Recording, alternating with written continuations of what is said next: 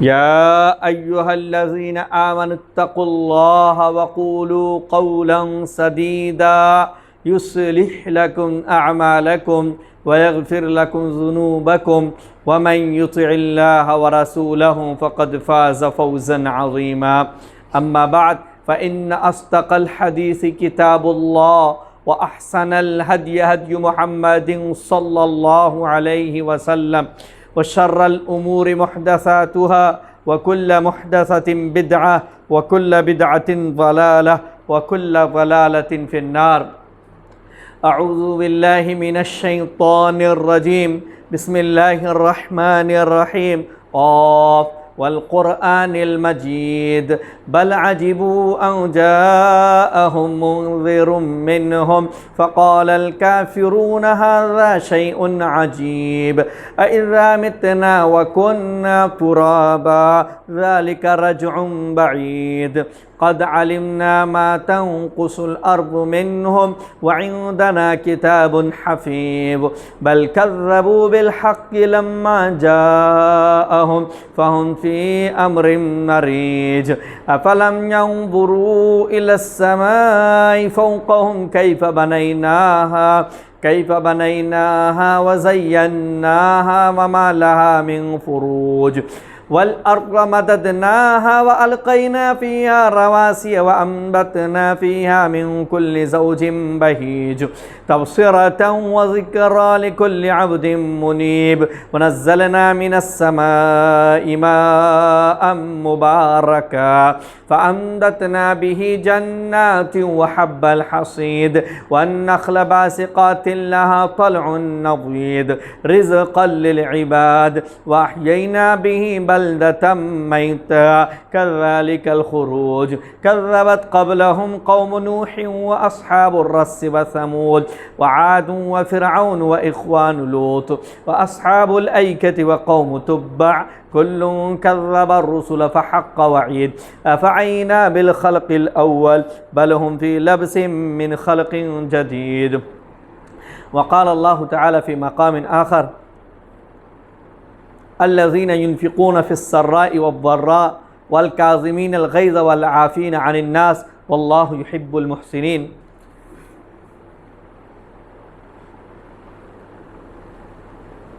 وفي البخاري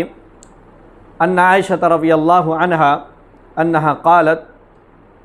من انتقم رسول الله صلى الله عليه وسلم لنفسه في شيء قط. سامعین کرام محترم حاضرین، تمام قسم کی تعریف و توصیف، کبریائی و بڑائی، بزرگی و برتری اللہ رب العالمین کے لیے لائق و سزاوار ہے، جو ہم سب کا معبود و مسجود اور رب ہے۔ بعدہ صلاۃ و سلام و تمام انبیاء کرام علیہم الصلاۃ والسلام، خصوصاً نبی آخر الزمان محمد مصطفیٰ صلی اللہ علیہ وسلم اور آپ کے آل و اصحاب پر۔ حاضرین، آج کے اس خطبہ جمعہ میں نبی کریم صلی اللہ علیہ وسلم کی سیرت کا ایک روشن پہلو آپ کے سامنے رکھنا چاہتا ہوں، اور وہ ہے نبی کریم صلی اللہ علیہ وسلم کا عفو درگزر۔ عفو درگزر، عفو یہ عربی زبان کا لفظ ہے اور درگزر کہہ لیں اردو زبان کا لفظ ہے۔ دونوں کا معنی ایک ہے، معاف کر دینا، بخش دینا، بدلہ نہ لینا، چھوڑ دینا۔ عفو کا ادنا درجہ یہ ہے کہ آپ پر کسی نے ظلم کیا، آپ کے ساتھ برائی کی، زیادتی کی، آپ کا دل نہیں چاہ رہا، دل آمادہ نہیں ہو رہا، اس کے باوجود آپ اسے معاف کر دیتے ہیں۔ یہ عفو کا ادنا کمتر درجہ۔ اور عفو کا اعلیٰ درجہ یہ ہے، عفو کا اعلیٰ درجہ یہ ہے کہ آپ اپنے ساتھ کیے گئے ظلم کو، زیادتی کو، برائی کو خوش دلی کے ساتھ معاف کرتے ہوئے، خوش دلی کے ساتھ، دل کی رضامندی کے ساتھ معاف کرتے ہوئے اس کے ساتھ کچھ احسان بھی کریں آپ۔ جیسے جب اماں عائشہ صدیقہ رضی اللہ عنہا پر بدکاری وغیرہ کی تہمت لگائی گئی، اور پھر ایک مدت کے بعد اللہ رب العالمین نے قرآن مجید میں آپ کی پاک دامنی کی شہادت دے دی، تو بدکاری کی تہمت لگانے میں اور اس پورے معاملے میں بعض صحابہ بھی شامل ہو گئے تھے منافقین کے بہکاوے میں آ کر۔ ان میں ایک تھے مصطح بن اثاثہ رضی اللہ عنہ۔ مصطح بن اثاثہ مالی اعتبار سے بڑے ہی کمزور تھے۔ مدینہ منورہ میں ان کی کفالت، ان کے اخراجات، ان کے خرچ کو حضرت ابوبکر صدیق رضی اللہ عنہ برداشت کرتے تھے۔ لیکن جب یہ سب کچھ معاملہ ہوا اور اماں عائشہ صدیقہ رضی اللہ عنہا اللہ رب العالمین کے ذریعے پاک دامن ٹھہری، تو ابوبکر صدیق رضی اللہ عنہ نے یہ قسم کھا لی کہ میں اب مصطح کا خرچ نے برداشت نہیں کروں گا، کہ میں تو ایک احسان کر رہا تھا ان کے اوپر، کہ ان کی ذمہ داری اٹھا رہا تھا، اس کے باوجود انہوں نے میری بیٹی کے اوپر ایسے ایسے الزامات لگائے، اب میں جو ہے قسم کھاتا ہوں کہ ان کے ساتھ میں یہ سلوک نہیں کروں گا۔ تو اللہ رب العالمین نے سورہ نور کے اندر منع کیا کہ جو اہل فضل ہیں ان کو ایسی قسمیں نہیں کھانی چاہیے، چنانچہ وہ اپنی قسم کا کفارہ دیتے ہیں، خوش دلی کے ساتھ مصطح بن اثاثہ رضی اللہ عنہ کو معاف کر دیتے ہیں، اور جو کفالت پہلے کر رہے تھے، جو خرچ ان کا پہلے اٹھا رہے تھے، وہ خرچ دوبارہ اٹھانے لگتے ہیں۔ تو یہ عفو کا، معاف کرنے کا اعلیٰ درجہ ہے کہ خوش دلی کے ساتھ معاف کر دیا جائے اور معاف کرنے کے ساتھ ساتھ کچھ احسان بھی کیا جائے، یہ عفو کا اعلیٰ درجہ ہے۔ حقیقی عفو تو یہ ہے کہ آدمی برائی کرنے والے، ظلم کرنے والے سے انتقام و بدلہ لینے پر قادر ہوں، کہ جس نے آپ پر ظلم کیا، آپ کے ساتھ برائی کی، زیادتی کی، آپ کے پاس طاقت و قوت ہے کہ آپ اس سے بدلہ لیں، اپنے ظلم کا، اپنی ناانصافی کا، زیادتی کا بدلہ لیں۔ طاقت و قوت ہونے کے باوجود انتقام و بدلہ نہ لینا، معاف کر دینا، یہ حقیقی عفو ہے، حقیقی درگزر ہے۔ آدمی کے پاس طاقت نہیں ہے اس لیے بدلہ نہیں لے رہا ہے، تو یہ بھی معاف کر رہا ہے اگر دل سے تو ٹھیک ہے، لیکن بدلہ نہیں لے رہا ہے، یہ حقیقی عفو نہیں ہوا، کیونکہ طاقت ہی نہیں بدلہ لینے کی۔ ایک بڑا طاقتور شخص ظلم کر رہا ہے، اس کے سامنے ہماری بس نہیں ہے کہ ہم کچھ کر سکیں، تو چاروں ناچار اسے معاف کرنا پڑتا ہے، چھوڑنا پڑتا ہے۔ تو حقیقی عفو ہے کہ آدمی کے پاس طاقت و قوت ہونے کے باوجود بھی بدلہ نہ لے، اور یہ عفو درگزر کا معاملہ اتنا عظیم ہے کہ اگر آدمی یہ صفت اپنے اندر پیدا کر لے تو اللہ رب العالمین کا فرمان ہے فَمَنْ عَفَا وَأَصْلَحَ فَأَجْرُهُ عَلَى اللَّهِ، کہ جو درگزر کرتا ہے، عفو درگزر سے کام لیتا ہے، اصلاح کرتا ہے، فَأَجْرُهُ عَلَى اللَّهِ، تو اس کا اجر و ثواب اللہ کے ذمہ، کوئی اور اس کا بدلہ نہیں دینے والا، اس کا اجر و ثواب اللہ رب العالمین کی ذمہ۔ اللہ رب العالمین نے قرآن مجید میں تقوی والوں کی صفات ذکر کرتے فرمایا الذین ينفقون فی السراء والضراء، جو خوشحالی میں اور تنگی میں، دونوں حالتوں میں اپنے مال کو اللہ کی راہ میں خرچ کرتے،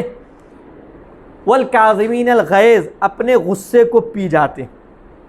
کسی نے ظلم کیا، زیادتی کی، مارا پیٹا، کچھ ظلم کیا، غصہ آیا، لیکن انتقام، بدلہ لینے کی طاقت و قوت ہونے کے باوجود غصے کو پی جاتے ہیں، والعافین عن الناس، اور لوگوں کو معاف کر دیتے ہیں، درگزر سے کام لیتے ہیں، عفو درگزر سے کام لیتے ہیں۔ تو یہ احسان کرنے والے، واللہ یحب المحسنین، اور اللہ رب العالمین احسان کرنے والوں کو پسند کرتا ہے، ان سے محبت کرتا ہے، جو اس طرح کی صفات کے حامل ہوتے ہیں، لوگوں کو معاف کرتے ہیں، درگزر کرتے ہیں۔ نبی کریم صلی اللہ علیہ وسلم کی زندگی میں، آپ کی زندگی، آپ کی سیرت کا یہ ایک واضح اور روشن پہلو کہ آپ نے ساری زندگی عفو درگزر سے کام لیا، کبھی بھی آپ نے انتقام کا جذبہ نہیں اپنایا کہ کسی نے آپ پر زیادتی کی، آپ پر سختی کی، آپ اس زیادتی اور سختی کا بدلہ لیں طاقت و قوت ہونے کے باوجود۔ چنانچہ بخاری کی روایت اماں عائشہ صدیقہ رضی اللہ عنہا نبی کریم صلی اللہ علیہ وسلم کے تعلق سے بیان فرماتی ہیں من تقم رسول اللہ صلی اللہ علیہ وسلم لنفسہ فی شیء قط، کہ اللہ کے رسول صلی اللہ علیہ وسلم نے کبھی بھی کسی بھی معاملے میں اپنی ذات کے لیے کبھی بھی کسی سے کوئی انتقام و بدلہ نہیں لیا، اپنے لیے بدلہ کبھی نہیں لیا کہ آپ پر زیادتی ہوئی، ظلم ہوا، آپ کو مارا پیٹا، ستایا گیا، برا بھلا کہا گیا، آپ نے کبھی بھی اس کا بدلہ نہیں لیا۔ شریعت کے تعلق سے اگر حدود اللہ کی، احکام الہی کی اگر توہین کی گئی ہے، بے حرمتی کی گئی تو آپ اس کا بدلہ لیتے تھے۔ شریعت کے تعلق سے آپ بڑے متحمس تھے، لیکن اپنی ذات کے لیے آپ نے کبھی بھی بدلہ نہیں لیا۔ قرآن مجید میں اللہ رب العالمین نے آپ کو جو احکامات دیے تھے، ان احکامات میں سے عفو درگزر کے جو احکامات تھے کہ اللہ نے فرمایا دع اذاہم، ان کی تکلیفوں سے اعراض کرو، واصبر علی ما یقولون، وہ جو کہتے ہیں ان پر صبر کیجئے، اور اسی طریقے سے اللہ رب العالمین کے فرمان خذ العفو، کہ عفو درگزر کو لازم پکڑے رہیے۔ تو اس طریقے کے تمام احکامات کو آپ نے لازم پکڑے رکھا، اور پوری زندگی، آپ کی پوری سیرت، چاہے مکی زندگی ہو، چاہے مدنی زندگی ہو، چاہے بعثت نبی بنائے جانے کے بعد کی زندگی ہو یا نبی بنائے جانے سے پہلے کی زندگی ہو، کبھی بھی آپ نے کسی سے بھی اپنی ذات کے لیے انتقام و بدلہ نہیں لیا۔ آپ دیکھیے ثمامہ بن اسال رضی اللہ عنہ، جو بعد میں مسلمان ہوتے مدنی زندگی میں، یمامہ کے سردار ہیں، یمامہ کے سردار ہیں۔ نبی کریم صلی اللہ علیہ وسلم چند افراد کو گشت وغیرہ کے لیے بھیجتے، جاسوسی کے لیے۔ چنانچہ یہ چند افراد جاتے ہیں اور ان کو یمامہ ملتے ہیں، یمامہ کو پکڑ کے لاتے ہیں، مسجد کے ایک کھمبے سے باندھ دیتے ہیں۔ اللہ کے رسول ان کے پاس آتے ہیں اور کہتے ہیں کہ یا ثمامہ ما عندک، تمہارے پاس کیا ہے؟ کہتے ہیں اندی خیر، میرے پاس بھلی بات ہے، اگر تم ان تقتلنی تقتل ذا دم، اگر تم مجھے قتل کر دو گے تو ایک خون والے کو قتل کرو گے، کہ جس نے خون کیا ہے، مجرم ہے خون کا، اس کو قتل کرو گے، تم پر کوئی آر کی بات نہیں، کوئی مسئلہ نہیں ہے۔ وَإِن تُنْعِمْ تُنْعِمْ عَلَى شَاكِرٍ، اور اگر تم احسان کرو گے، چھوڑ دو گے مجھ پر، تو تم ایک شکر گزار پر احسان کرو گے، اور وہ شکر گزار شاکر آدمی وہ شکر گزاری کرے گا۔ کہتے وَإِن كُنْتَ تُرِيدُ الْمَالَ فَصَلْ مِنْهُ مَا شِئْتَ، اور اگر تم مال و دولت چاہتے ہو اس کے بدلے، مجھے آزاد کرنے کے بدلے میں، تو فصل منہ ما شئت، جتنا چاہیے مانگ لو۔ یمامہ کے سردار ہیں، مالدار ہیں، جو مانگنا ہو مانگ لو۔ 3 دن تک یہ بات ہوتی رہتی ہے، 3 دن تک اللہ کے رسول آتے ہیں، یہ بات پوچھتے، کہتے وہی ما قلت لک امس، جو میں نے کل تم سے جو بات کہی تھی وہی آج بھی میں کہتا ہوں۔ 3 دن تک یہ گفتگو ہوتی ہے۔ تیسرے دن نبی کریم صلی اللہ علیہ وسلم صحابہ سے کہتے ہیں اطلقوا ثمامہ، ثمامہ کو چھوڑ دو،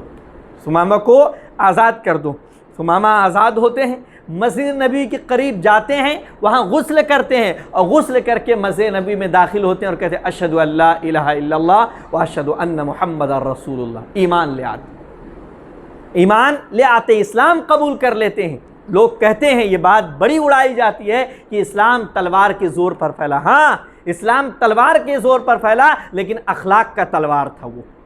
لوہے کی تلوار نہیں تھی بلکہ اخلاق کی تلوار تھی، اور اس اخلاق کے تلوار کے باعث اتنی بڑی تعداد آج دنیا میں مسلمانوں کی موجود ہے۔ اور جب جب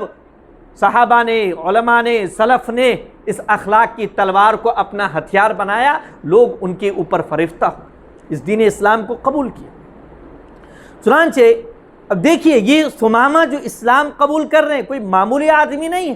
کوئی معمولی نہیں ہے، اور اسلام قبول کرنے سے پہلے اللہ کے رسول کے، اسلام کے، صحابہ کے کتنے بڑے دشمن تھے، ان کی اس بات سے اندازہ لگائیے۔ وہ خود کہتے ہیں واللہ، اسلام قبول کرنے کے بعد اللہ کے رسول سے، یا محمد واللہ ما کان علی الارض وجہ ابغض الی من وجہک، کہ اے محمد صلی اللہ علیہ وسلم، اللہ کی قسم،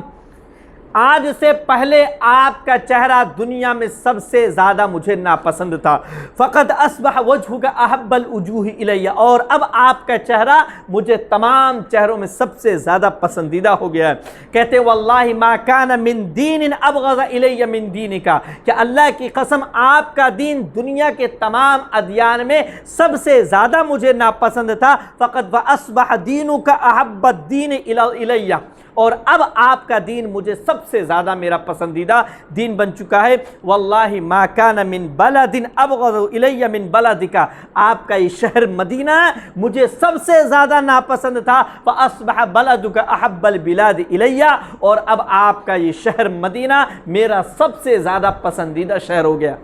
اس کے بعد وہ مکہ مکرمہ عمرہ کرنے جاتے ہیں، وہاں پر ایک شخص ان سے کہتا ہے سبوتا،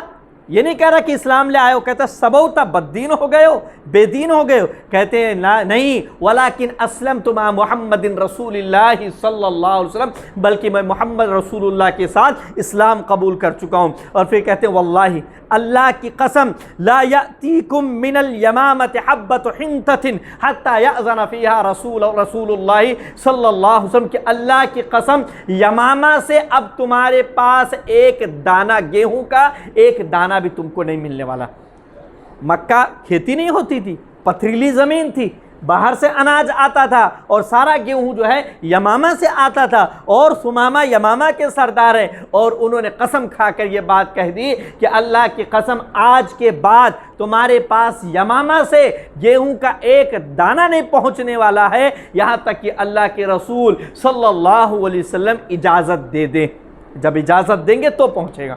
اور نبی کریم صلی اللہ علیہ وسلم کی ذات رحمت والی، عفو درگزر والی، وہ کہاں کسی کے اناج کو اور کسی کے کھانے پینے کو روکنے والے تھے، جبکہ یہی وہ مکہ والے تھے جنہوں نے آپ کو اور آپ کے ساتھیوں کو 3 سال تک شعب ابی طالب میں بند کر کے رکھا تھا۔ آپ کے ساتھ نہ تجارت کرنے دی جاتی تھی، نہ خرید و فروخت کی جاتی تھی، بچے بلکتے روتے چمڑے چاٹتے پتے چاٹ چاٹ کر 3 سال تک انہوں نے گزارا کیا تھا۔ لیکن جب آپ کے ہاتھ میں یہ پاور آیا کہ ان کے اناج کو ان کا حقہ پانی بند کر دیا جائے، تو آپ نے گوارا نہیں کیا کہ لوگوں کا حقہ پانی بند کیا جائے، بلکہ آپ نے کہا جیسا جاری تھا ویسا ہی جاری رکھیے۔ تو یہ عفو درگزر کا معاملہ آپ دیکھیے۔ مکی زندگی میں نبوت ملنے کے بعد آپ طائف جاتے ہیں دعوت کا کام کرنے، وہاں کے بادشاہ، وہاں کا سردار عبد یا لیل جو بھی تھا، وہ آپ کی بات تو سنتا نہیں ہے درکنار، لیکن آپ کے پیچھے گنڈوں اوباشوں بدماشوں کو لگا دیتا ہے، جو آپ پر جملے کستے ہیں، آپ پر پتھر برساتے ہیں۔ نتیجہ یہ ہوتا ہے کہ آپ کے پیروں سے خون تک نکلتے ہیں اور جوتیوں میں آ کر جم جاتے ہیں۔ آپ وہاں سے آتے ہیں، کسی ایک باغ میں پناہ لیتے ہیں، فرشتہ آسمان سے آتا ہے اور آپ سے اجازت طلب کرتا ہے کہ اگر آپ حکم دیں تو میں ان طائف والوں کو 2 پہاڑیوں کے بیچ میں رکھ کر پیس دوں اور ان کا خاتمہ کر دوں۔ آپ پر ظلم ہوا، ابھی آپ کو مارا گیا، ستایا گیا،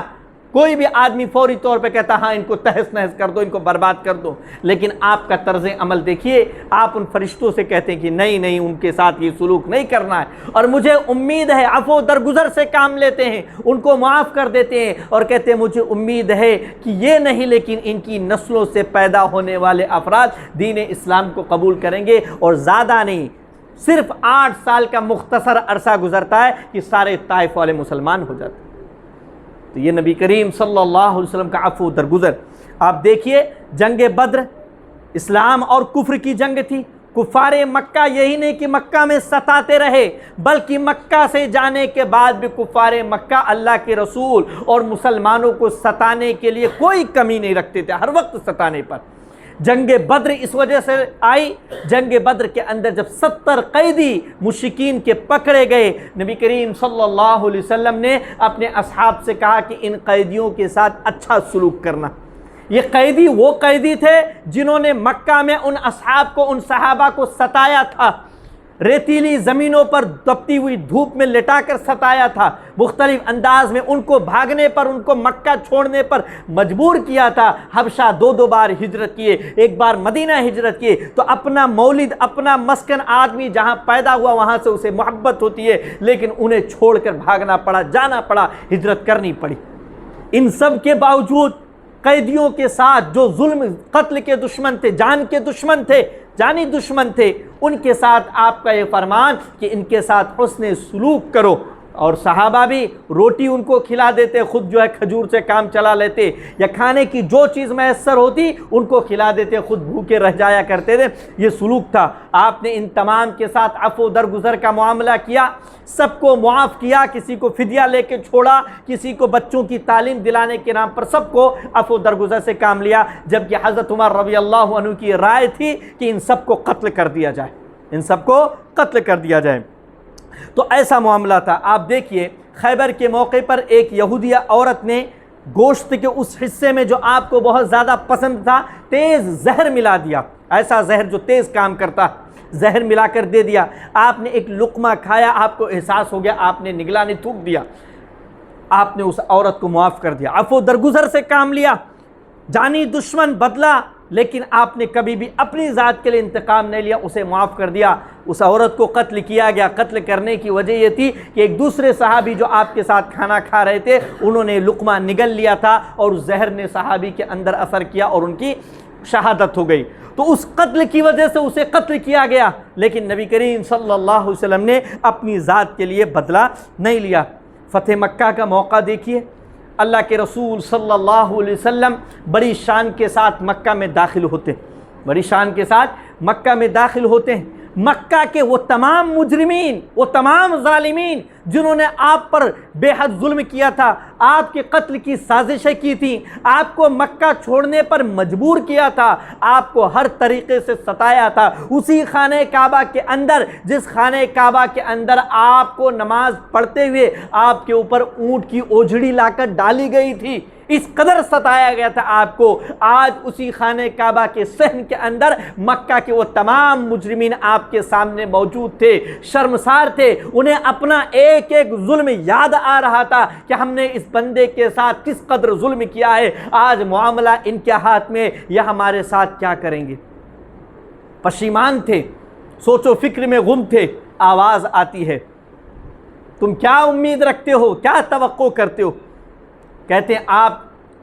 بہتر ہیں اور بہتر باپ کی اولاد ہیں، آپ اچھے ہیں اور اچھے باپ کے بچے ہیں، اس طریقے کے جملے مکہ والے کہتے ہیں،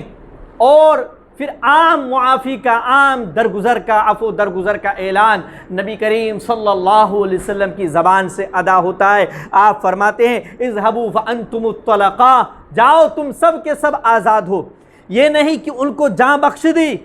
کہ ان کو قید کر لیا، ان کے مال کو لے لیا، ان کی جاں بخش دی، سب کچھ آزاد کر دیا۔ اس زمانے میں غلامی کا زمانہ تھا، چاہتے تو ان کو قتل نہیں کرتے، لیکن غلام بنا کر خدمت پر مامور کرتے، یا غلام بنا کر دوسرے ملکوں میں بیچتے، مال پانی حاصل کر لیتے، لیکن آپ نے ایسا کچھ نہیں کیا، بلکہ اذهبوا فانتم الطلقاء، جاؤ تم سب کے سب آزاد ہو، لا تثریب علیکم اليوم، تمہارے اوپر کوئی مسئلہ نہیں، کوئی معاملہ نہیں، تم سب کے سب آزاد ہو۔ ایسے کتنے واقعات آپ کو نبی کریم صلی اللہ علیہ وسلم کی سیرت میں، آپ کی زندگی میں،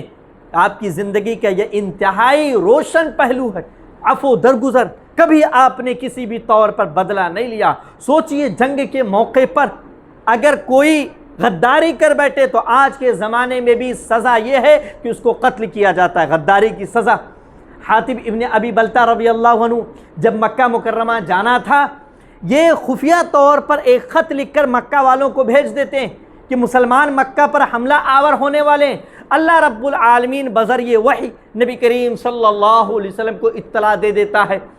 چنانچہ اللہ کے رسول حضرت علی وغیرہ کو بھیجتے ہیں کہ جاؤ فلاں جگہ پر ایک عورت ملے گی، اس کے پاس ایک خط ہے، وہ لے کر آؤ۔ خط لے کر آتے ہیں اور دیکھتے ہیں کہ خط تو حاتب بن ابی بلتہ کی طرف سے، جو کہ بدری صحابی ہیں، جنگ بدر میں جن کی شرکت تھی۔ حضرت عمر غصہ ہوتے ہیں اور کہتے ہیں اللہ کے رسول اجازت دیجئے، میں اس غدار، اس منافق کی گردن کاٹ دیتا ہوں۔ اللہ کے رسول انہیں تحمل و صبر و برداشت کی تعلیم دیتے ہیں اور پوچھتے ہیں حاتب بن ابی بلتہ سے کہ کیا معاملہ ہے؟ کہتے ہیں میں تو نہ منافق ہوا نہ کافر ہوا، ایسا نہیں کہ میں منافق ہو گیا یا میں کافر ہو گیا، ایسی کوئی بات نہیں، بلکہ میں مکہ والوں پر ایک احسان کرنا چاہ رہا تھا اس خط کے ذریعے، اس خط کے ذریعے مکہ والوں پر ایک احسان کرنا چاہ رہا تھا، کیونکہ میرے بیوی بچے، میرے خاندان کے افراد مکہ میں موجود ہیں اور ان کی حفاظت کرنے والا، ان کی دیکھ ریکھ کرنے والا وہاں پر کوئی نہیں ہے، تو اس خط کے ذریعے میں اہل مکہ پر احسان کر کے یہ چاہتا تھا کہ میرے گھرانے والوں پر کسی طریقے کا کوئی نقصان نہ پہنچے، میرا یہ مقصد تھا۔ اللہ کے رسول صلی اللہ علیہ وسلم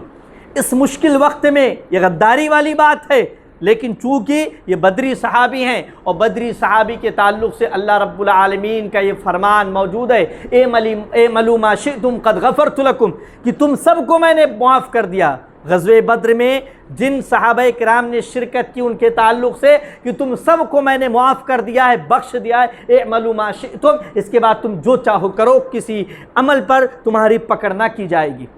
اللہ کے رسول صلی اللہ علیہ وسلم بھی ان سے عفو درگزر کا معاملہ کرتے ہیں۔ انہیں معاف کر دیتے ہیں۔ تو ایسے بے شمار واقعات ہیں جن کے اندر نبی کریم صلی اللہ علیہ وسلم کی سیرت کا یہ روشن پہلو عفو درگزر ہمارے سامنے کھل کر سامنے آتا ہے۔ آج ہم اپنی زندگی میں نبی کریم صلی اللہ علیہ وسلم کی اس اخلاق کو دیکھیں کہ ہمارے اندر عفو درگزر کا کتنا مادہ پایا جا رہا، ہمارے سماج و معاشرے کے اندر عفو درگزر کس قدر موجود ہے۔ ہمارے گھر کے اندر آج ایک بھائی کا دوسرے بھائی سے جھگڑا، معمولی چیزوں پر عفو درگزر کا معاملہ نہیں ہوتا ہے، معافی تلافی کی بات نہیں ہوتی ہے، سالہ سال تک لا تعلقی اور جھگڑے مقدمے چلتے رہتے ہیں۔ جبکہ یہاں دیکھیے مکہ والے جان کے دشمن، مال کے دشمن، ملک کے دشمن، ہر طریقے کے دشمن ہیں، لیکن ان سب کو آپ لمحے میں معاف کر دیتے ہیں۔ علامہ ثناء اللہ امرتسری رحمۃ اللہ علیہ ابھی قریب کے گزرے ہیں، 1958 میں 1948 میں ان کی وفات ہے۔ ان کے اوپر ایک شخص جان لیوا حملہ کرتا ہے، وہ مار تو نہیں پاتا، لوگ اسے پیٹ دیتے ہیں، اب اسے اسپتال میں داخل کیا جاتا ہے۔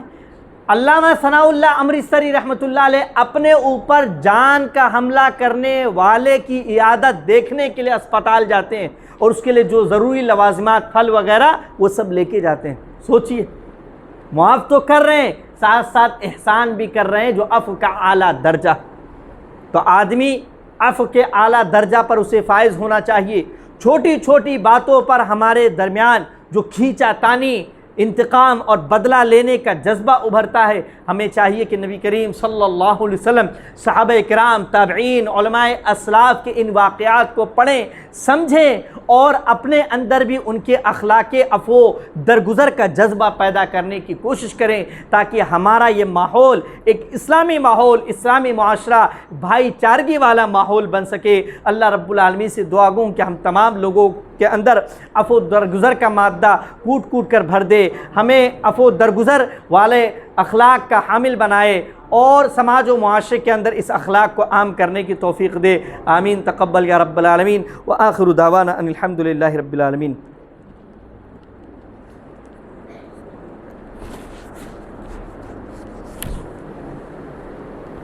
إن الحمد لله نحمده ونستعينه ونستغفره ونعوذ بالله من شرور أنفسنا ومن سيئات أعمالنا، من يهده الله فلا مضل له ومن يضلل فلا هادي له، وأشهد أن لا إله إلا الله وحده لا شريك له، وأشهد أن محمدا عبده ورسوله۔